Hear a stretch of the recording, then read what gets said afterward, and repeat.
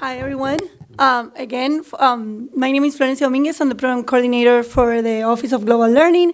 Welcome to our Tuesday Times Roundtable. We hold these sessions every Tuesday, 12:30. Thank you so much for coming. We have free lunch. If you haven't signed in, please make sure before you leave that you put your signature. And also, if you're part of the Global Medallion, please make sure to see me at the end so I can sign off your sheet. Thank you again for coming. And we have here Ernesto Fiochetto, who's going to tell you a little bit more about himself. So join me in giving him a warm welcome. Well, thank you. Good afternoon. Sorry I was late, but I have just finished a class and I came here running. Okay, well, my name is Ernesto Fiochetto. I'm a student at the Master's in Religious Studies here in the university. I'm hopefully, I will finish this semester. I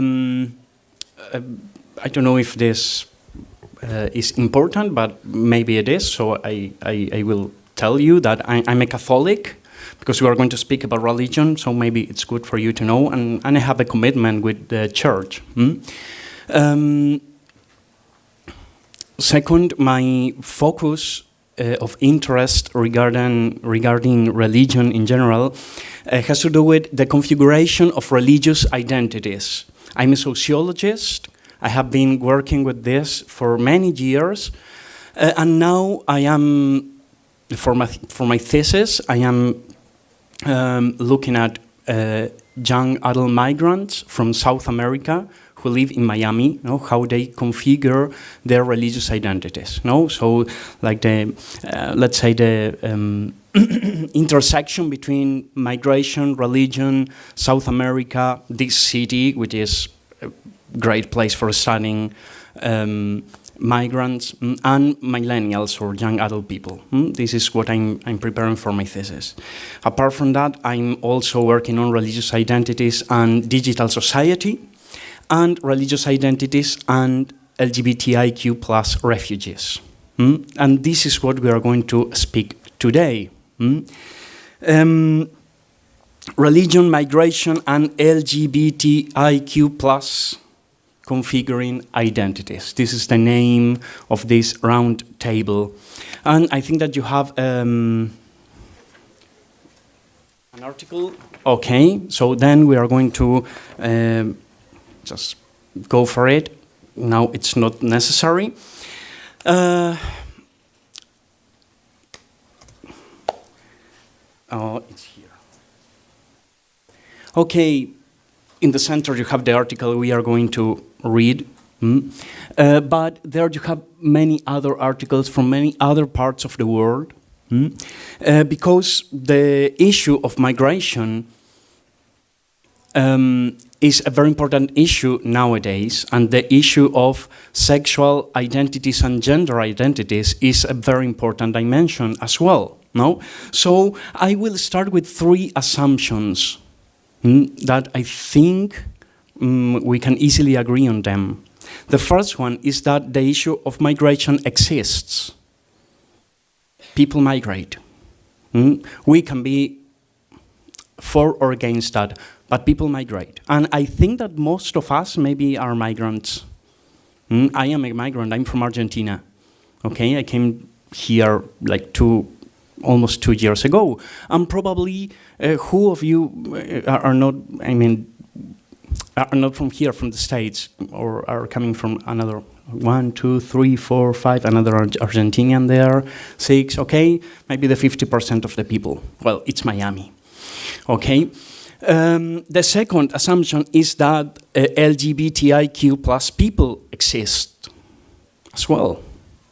They are people who are lesbian, gays, bisexual, transgender, intersexual, queers, and we use the plus because this is an umbrella term, and there are some other kind of gender and sexual identities that might not be inside these 5 letters.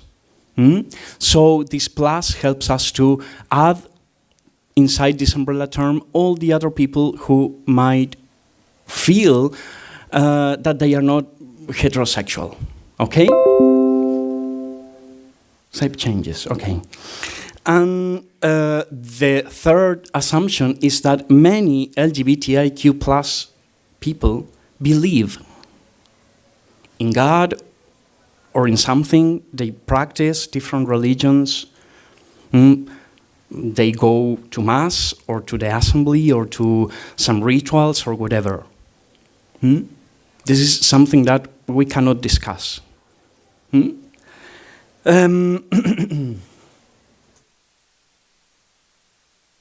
So, I want to start with some previous considerations that I think are very important just for you to know how we are going to work. The first one is what we are not going to do today. Okay, I'm not a lawyer. I have to be honest, I do not know a lot about international law and international policies. I have been studying that a lot. Part of what I'm going to present now is it's part of a work that I did with 3 other students from Lebanon, Netherlands, and Brazil. Also, but I'm not a lawyer. I have to be honest. I'm a sociologist. So if you have any question regarding international laws, well, maybe I can help or maybe not. But this roundtable is not about international laws. As well, it's not about any particular religious tradition. I'm not going to speak against or for any particular religious tradition or denomination. I'm going to use some examples. But please, I don't know, I told you that I'm a Catholic, maybe you are as well, or you have another religion, or you do not have a religion at all, and it's okay. But please, I don't want to be rude with nobody, I mean, the examples I have chosen are just examples, okay? And I think all religions regarding this problem have many very good actions, and they have as well many problems, okay? And the third point that is very important is that we are not going to do theology. What is a very interesting aspect, there are many studies about gays people or LGBTIQ plus people in the Bible, in the scriptures, or in different sacred texts. We are not going to do this. No, we are not going to do theology. We are not going to do religious ethics. We are going to, we will try at least.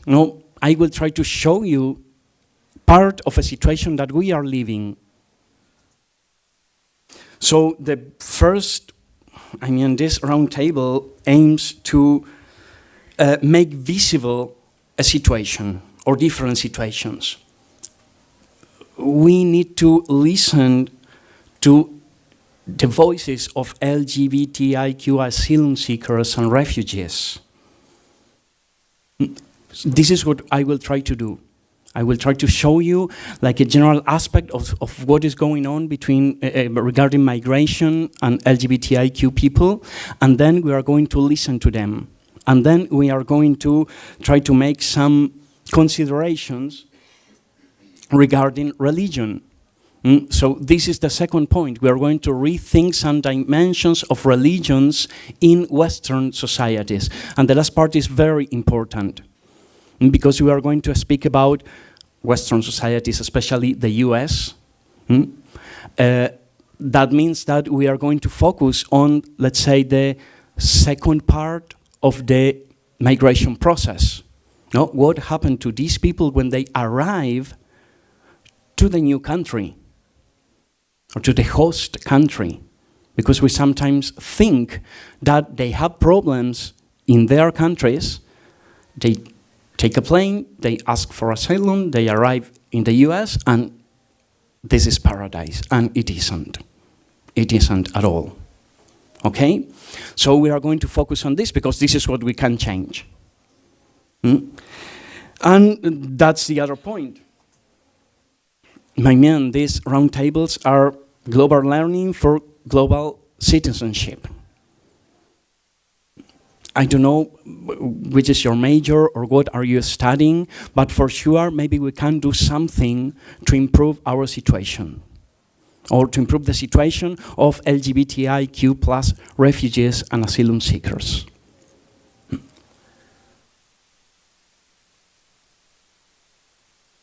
And the last point is methodology.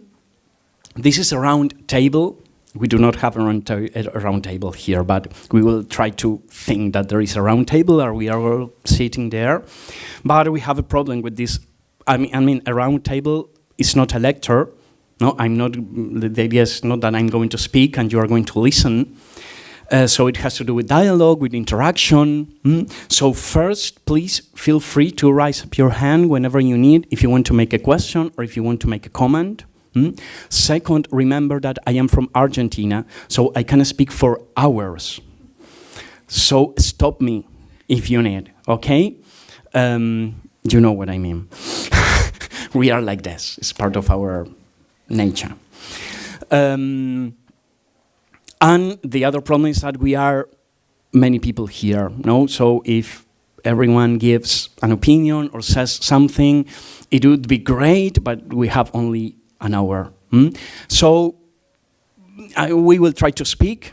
I will try to make you some questions. We will try to have a feedback.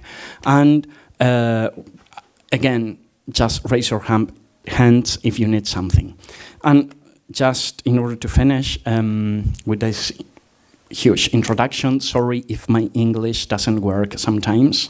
I'm trying to do my best, but I know that sometimes it doesn't work. So if I make mistakes, just sorry again. And if you do not understand something, again, feel free to ask, okay?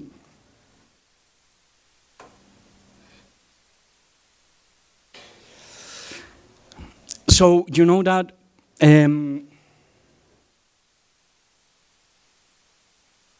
so this is about religion, migration, and LGBTIQ plus people. So we are going to start from the last part, LGBTIQ people and migration, and then we are going to see some religious aspects.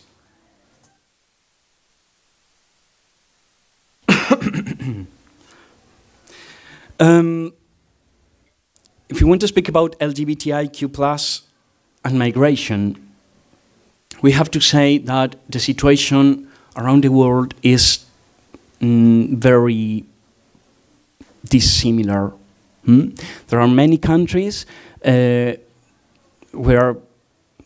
queer people do not have problems at all, or, I mean, they do not have big problems. But there are other countries where it is really difficult to be gay or lesbian or transsexual or whatever. Just some numbers for you to know. Around 20 countries decriminalized homosexuality before the 20th century. So before 1900, okay? More than 1 century ago. I'm speaking about, for example, France, Belgium, the Netherlands, Brazil, and Argentina. Altogether, now, more than 120 countries have decriminalized homosexuality. And when I speak about homosexuality, I'm speaking about the two first letters, LG and maybe B. Because it's absolutely different when you are a transgender or an intersex person, or you define yourself as queer. I'm just speaking about being gay or lesbian, and let's say bisexual. Here in the US, the situation, well, you know, it's dissimilar as well in different states, but here we had the sodomy laws, which outlawed a variety of sexual acts. And let's see, through the 20th century, the gradual liberalization of American sexuality led to the elimination of sodomy law in most states. However, the Supreme Court upheld the constitutionality of sodomy laws in a case called Browers versus Hardick in, listen, 1986. We will have to wait to the year 2003. In that year, the Supreme Court reversed the decision with Lawrence versus Texas. This is the clue case here. And they invalidated sodomy law in the remaining 14 states that I'm speaking about 15 years ago, homosexuality was criminalized. This is about the states. Then there you have different colors. There is only one mistake here. You know India? It is with orange because you can have like 15 years to the whole life in jails because you are gay. This is not like this anymore. In I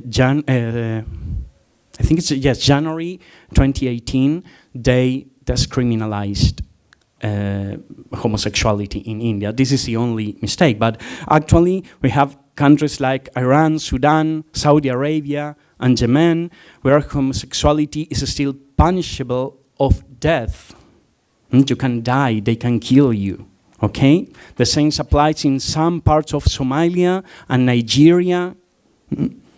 In two other countries, Syria and Iraq, the death penalty is carried out by non-state actors, including the Islamic State, and there is a religious problem there, no? Because religion has they are very powerful, no? So they can do these kind of things. Another dangerous countries are Pakistan, Afghanistan, Arabia, Qatar, Mauritania. In the end, there are 71 states nowadays all over the world which gay people are criminalized under laws. Okay? So in 71 states, if you are gay, lesbian, bisexual, or whatever, you are in danger. But we have some other cases, for example, Egypt or Russia, where being gay is not criminalized, in theory, but they are vigorously pursued. And hundreds of people are reported to be detained on mortality grounds. And this is this is another point. We sometimes think that this problem is in the East. It has to do with Arabic countries, with Islam, etc. Well, bad news for us. Between 2008 and 2016, listen to this, 2,264 transgender men and women were murdered. And the 78% of these registered murder were in America. For example, in Brazil, in the year 2016, 340 transgender men and women died. In America, I'm not speaking about, when I say America, I'm not speaking about the US, no, the whole continent. 9 LGBTIQ people are murdered a week. So every single week, 9 brothers and sisters are killed, are murdered. So the problem is not just Islam. The problem is here. The problem is in Mexico, in Brazil, in many of the islands in the Caribbean, in Venezuela.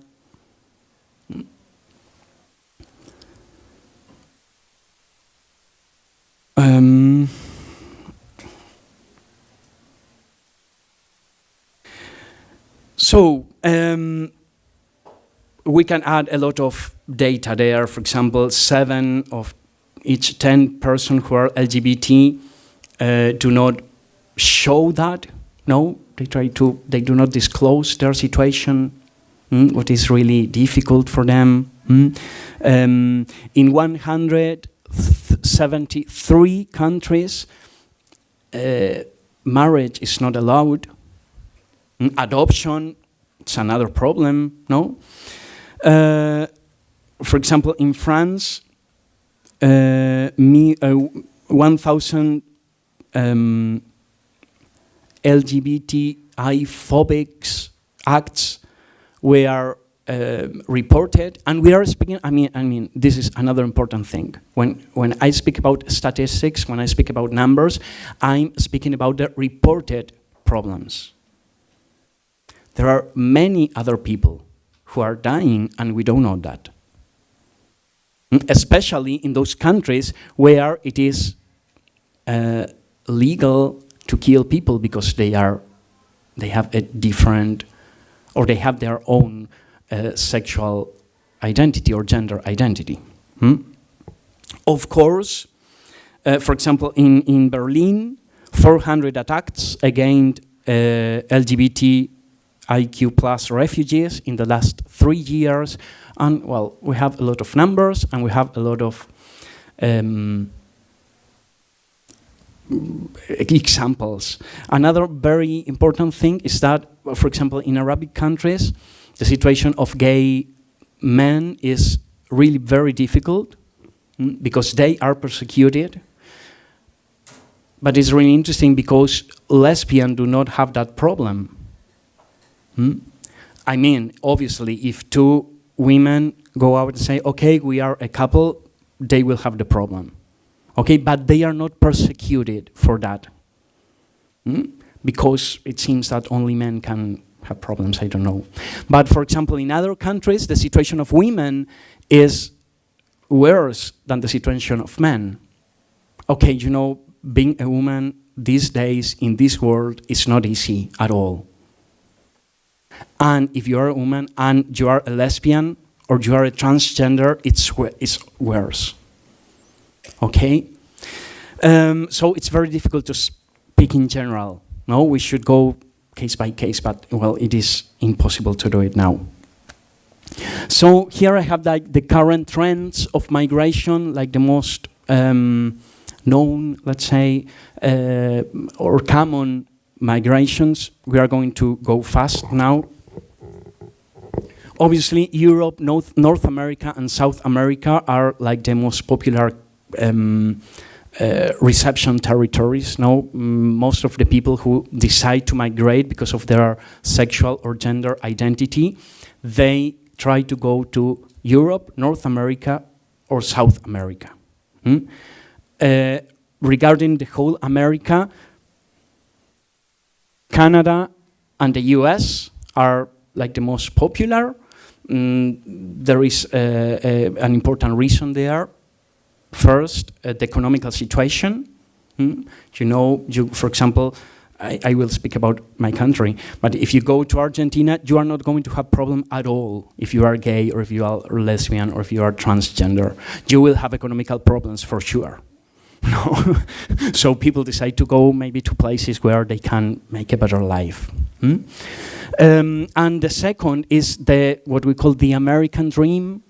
No, we think that if we come to the States or if we go to Canada or if we go to Germany, well, that's paradise. Everything will be great there. Here people are so open-minded and they are so friendly and blah, blah, blah. Okay? So we have this bias. What I have to say is that Canada, they are doing a great job regarding LGBTIQ plus asylum seekers and refugees. Middle Eastern LGBTIQ migration to Israel. This is very interesting because Israel is a very complex country. No, it's very conservative, for example, in Jerusalem, but Tel Aviv is like the Eastern gay capital. No, so this is very common. Many people from Middle Eastern go to Tel Aviv. Nepal and the Philippines, this is living in those countries is really difficult. So they, and because of the geographical situation for them, it's very difficult to travel. Okay, what are they going to do? They are going to Russia, to China. What is difficult? Maybe Australia is an option. No, many of them goes to Europe. This is interesting. Irish LGBTIQ plus migration to London. So you live in Europe, everything is okay? No. No, if you are Irish, you might have problems. Okay, and they try to move to London. What are the most important obstacles they have? When they go to seek for asylum. If we want to go for that, and now we are just, maybe this is going to be more interesting, I hope. We need to make some definitions. Okay, and then we have this parenthesis there, that is the United Nations High Commissioners for Refugees. This is like the formal definition. And then you have something there which is like highlighted, membership of a particular social group. This is like the entrance door for LGBTIQ plus people. Okay, they have to prove that they are members of a particular social group. And they will have to prove, where is it? That they are in a situation of danger, no? That they have fear. Then we are going to see it. So an LGBTIQ plus refugee is, who can read? Or are? Those who are persecuted due to their sexuality or gender orientation and are able to find protection from their home nation. Great. So, we have 2 points there. You have to be membership of a particular social group, first. Second, you have to show that you are persecuted due to your sexuality or gender orientation. And that you are unable to find protection in your home country. Third important point, how can individuals seek refugee status? Well, we have 3 main ways. The first one is that they can register at the UN outpost, and then the UN send them to a country, and they start the process there. What it is really difficult in countries where the UN cannot work. Second, visit their intended country, for example with a visa, like a tourist, and once you arrived, you apply in the intended country. No, okay, I will go to Disney World, I don't know, I live in Iraq and I can pay my holidays, my vacations in Disneyland, in Orlando, and when I arrived here, I ask asylum. Third, they can make a report at their official government representation headquarters. No? So it's more or less the same. You have 2 options there. You arrive in Miami, you go to a consulate, to your consulate, the consulate of your country, and you try to do it. What? Well, the same problem. If you come from Iraq, probably you will not find an answer in a consulate of Iraq. Or you can do it in your host country, in your home country, at any embassy. For example, I want to go to Canada, I live in Nigeria, so I go to the embassy and I ask for asylum in the embassy. But then you have to go back home and sleep at home, okay? Because it's not, okay, I want asylum, oh yes, no, here is your ticket, go to Canada. No, it is a process.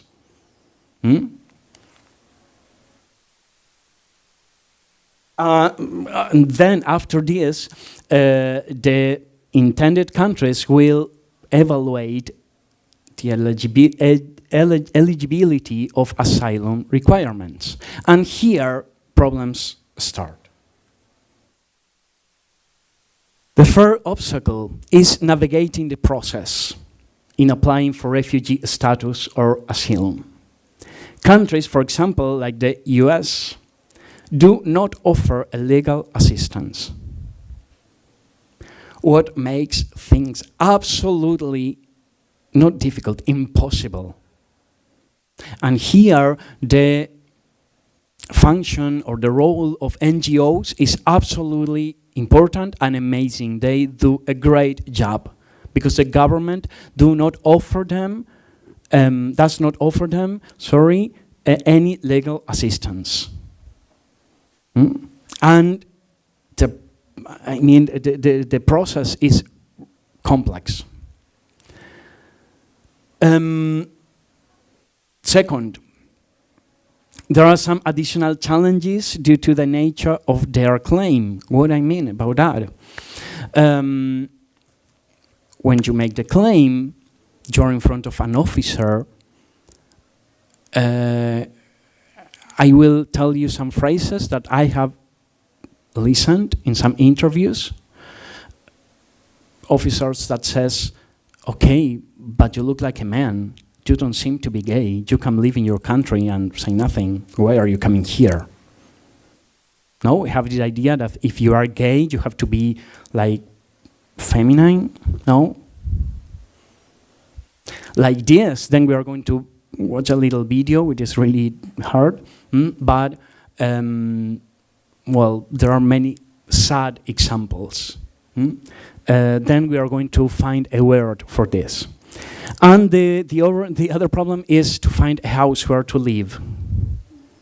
Because if you arrive, sometimes you go to some places that are prepared for receiving refugees, and for sure, you are going to be from people from your country who will reject you and who will attack you. Now we are going to watch a little video. It's just 30 or 40 seconds. It is about a gay boy in Germany. And we are going to just watch the video and then we are going to make some comments on it. Sorry, I will have to go out of Prezi because, well, these are my limits with technology. I couldn't upload the video.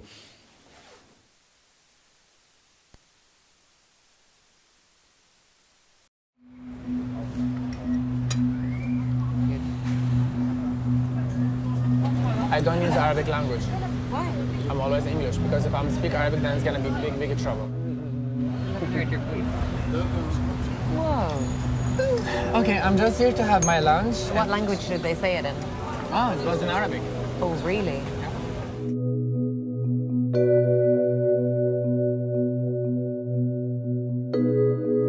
My friends they catch the guy from hands like this, and they catch the leg like this, and they take a block, and they throw that in the face many times.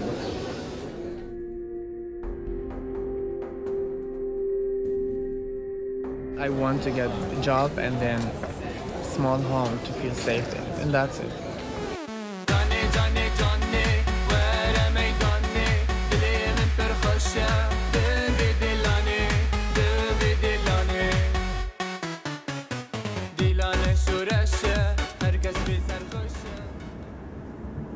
أنا خايفة كلش خايفين يعني خربانة جوات بعد ما ندري ايش قاعد نسوي هسه.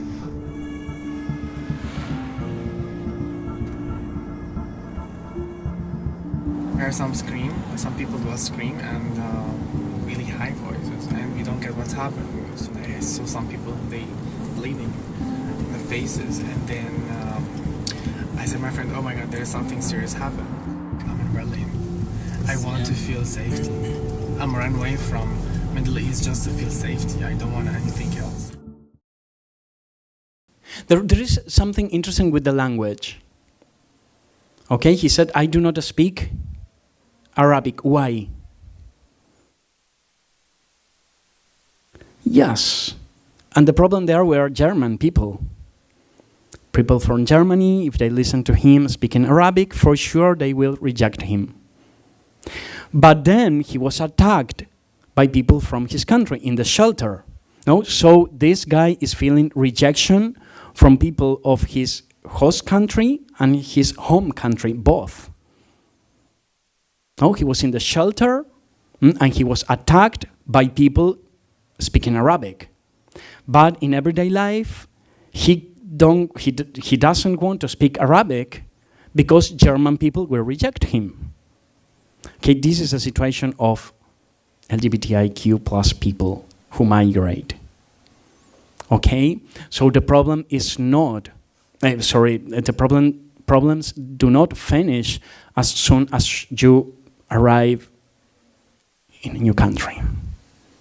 Sadly, but this is true. Then we are going to see an example about the state. Second, so the first problem was the process itself, okay? The second problem is credibility. It's what we usually call the problem of the proof. You have to prove what we have already said. You have to prove your sexual or gender orientation as a proof of being a part of a particular social membership. I mean, maybe if you are a transgender, this proof is easy, let's say. How do you do if you are bisexual? How can you prove that? I mean, and when I say prove, it's not that, okay, you know, I'm gay. No, it's not that. I'm a trans man. No, you have to prove that. And believe me that the interviews are absolutely rude. So this is one very important problem. Second problem, you have to prove that they are in fear of their life in their countries. Okay, there we have two problems in two different backgrounds. How can you have a proof of this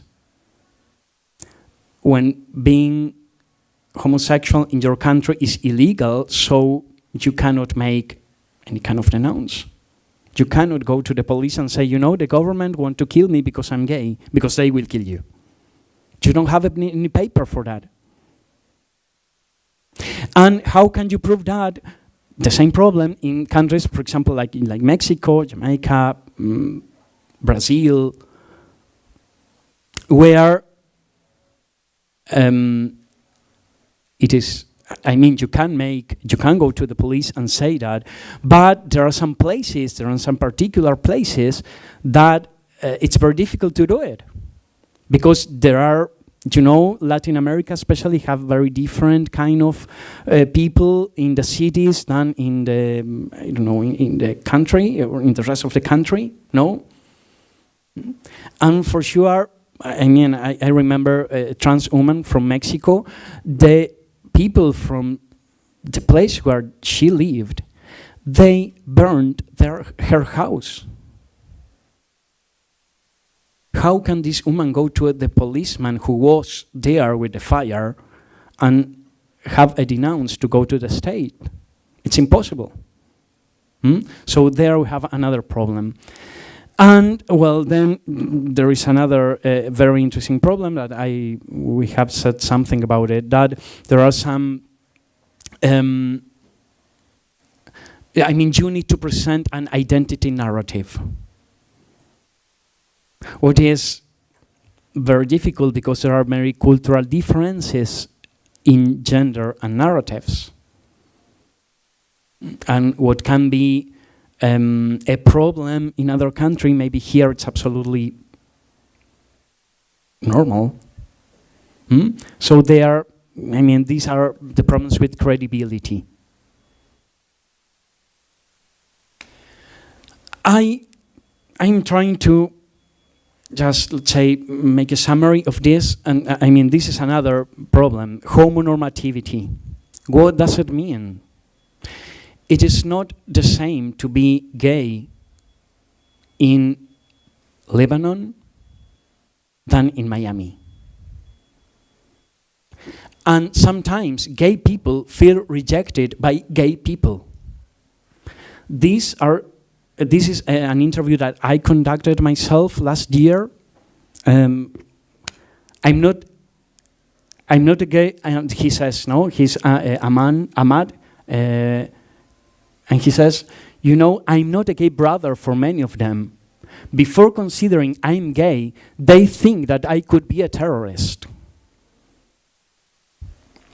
I will never fit in Miami Beach gay world, and I think I don't want to. Being a Miami gay boy is too expensive, bro. Gin, clothes, beaches, clubs, drinks, no. I don't want that for my life.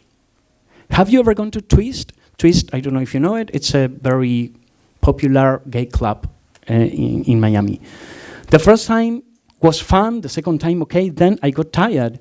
People there are nice, but I don't feel comfortable there. I look like an Arabic. I have my belly. I don't drink. He was Muslim. No, man, this is not the way of being gay that I want. Okay, so this is another problem. People who are gay arrive in a community that should be friendly with them, and they feel rejected. And the pictures you see there are pictures from different web pages of NGOs who work with asylum seekers in the United States. Look at these pictures. It is really difficult to feed on that outlooks. It is difficult to feel that you are going to fit there, okay? And the other problem is heteronormativity. No, we have already spoken about it. No, it's what I mean. We expect that men are men, women are women, and that's it. And if you look like a man, you are a man. And you're a man means that you are not gay. And if you look like a man, but you are intersex, no, you're a man. That's it. You can live like a man there as well. Okay.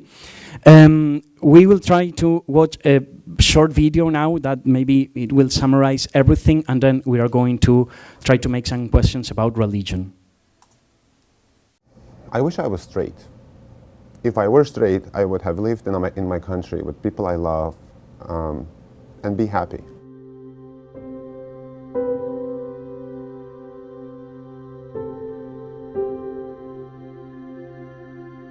I grew up thinking that homosexuality was a mental disease, because that's what I read in books. That's what my family told me. All my teens, during my teens year, I really hated myself. I came out to my mother in 2009. She took me to her doctor, and she said, "Oh, she helped me, and my doctor will help you too. There is hope out there. You will become normal." I hate myself for making my mom so ashamed and embarrassed. But I failed her. I failed my mom.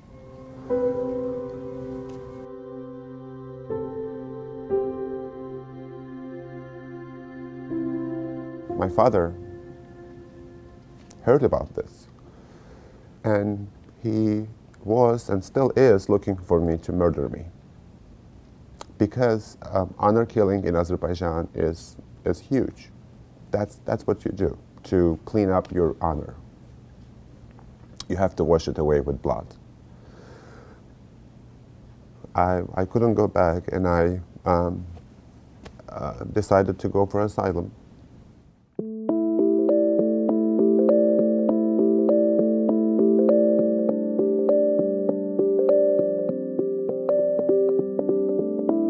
I'm really grateful to America for providing this to me, for saving my life. However, being an asylum seeker is really, really bad, really bad. What happened to me here in America by DHS, I would say the most traumatic experience. I came here to beg you for my safety. And when you put me in jail and keep me, when I didn't do anything, when I hadn't committed any crime, when you put me in jail and keep me completely naked in a freezing room like refrigerator, you don't expect that from this. I kind of expected from Azerbaijani police. I knew that. I knew that these things take place. You're no one. You are nothing. You're just like someone, asylum seeker, somewhere there, who's sleeping on someone's couch and having no idea where you're gonna overnight next night. That's who you are. I don't want to be that. I'm tired of being that.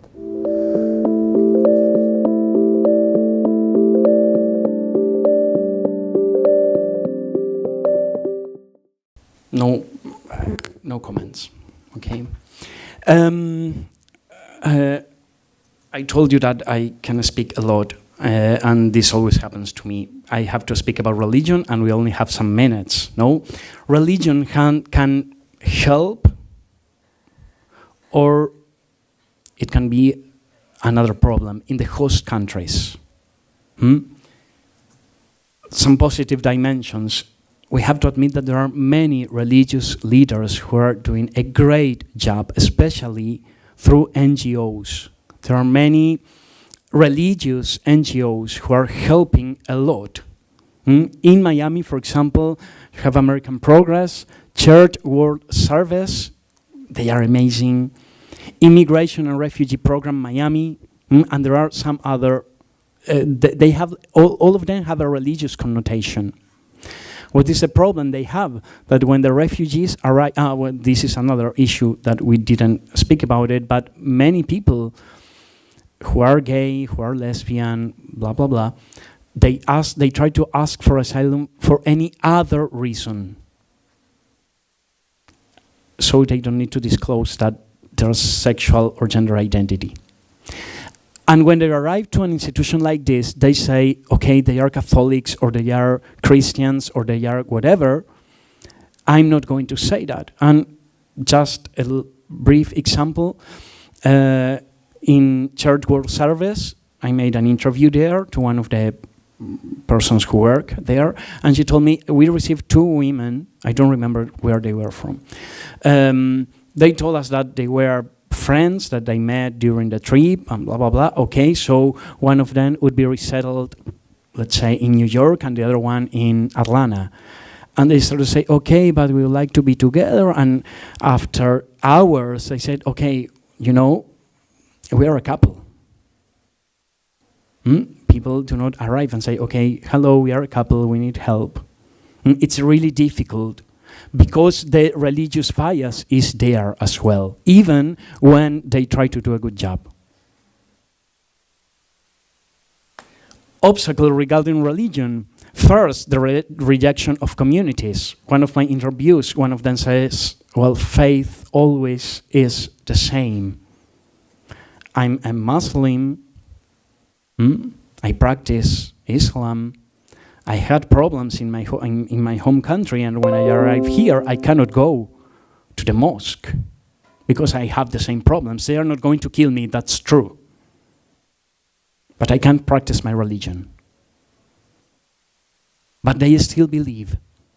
They still want to practice their religion. So now we have some challenges, and this is, for me, as a sociologist of religion, one of the most interesting things.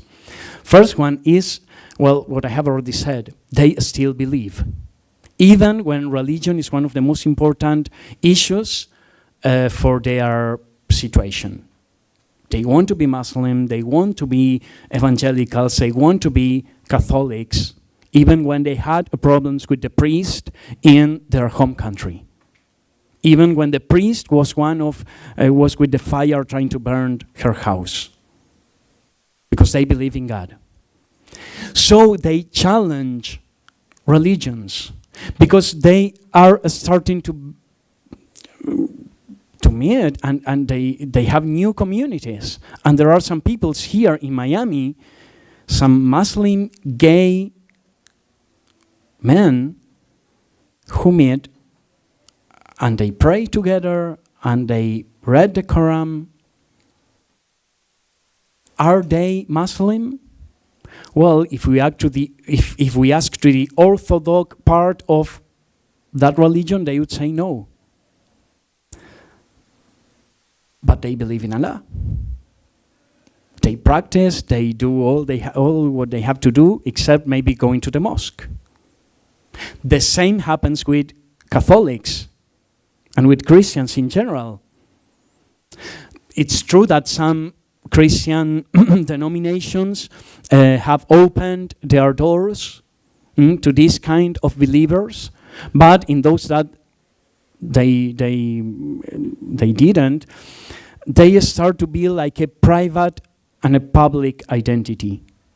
Privately, I am gay, but I go to Mass, I go to the assembly, I take communion, I pray, or whatever. Are they religious? Well, I have to say that they are. They are not religious in the expected way.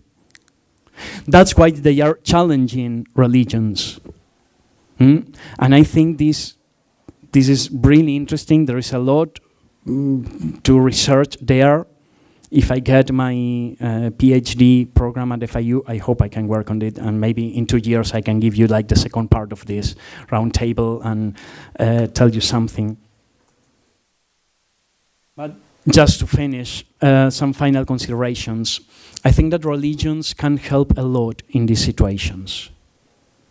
And I don't know if you are religious people, if you believe or not, but I do think that religions, or let's say, I will speak in first person. We are a problem, but we can be a solution as well. And if you are not religious, and going back for this global citizenship global learning for global citizenship, if you are not religious, you can be a solution as well. There is a lot we have to learn in order to be better citizenship, especially regarding these people who need a lot of help. Okay, well, thank you very much. Thank you.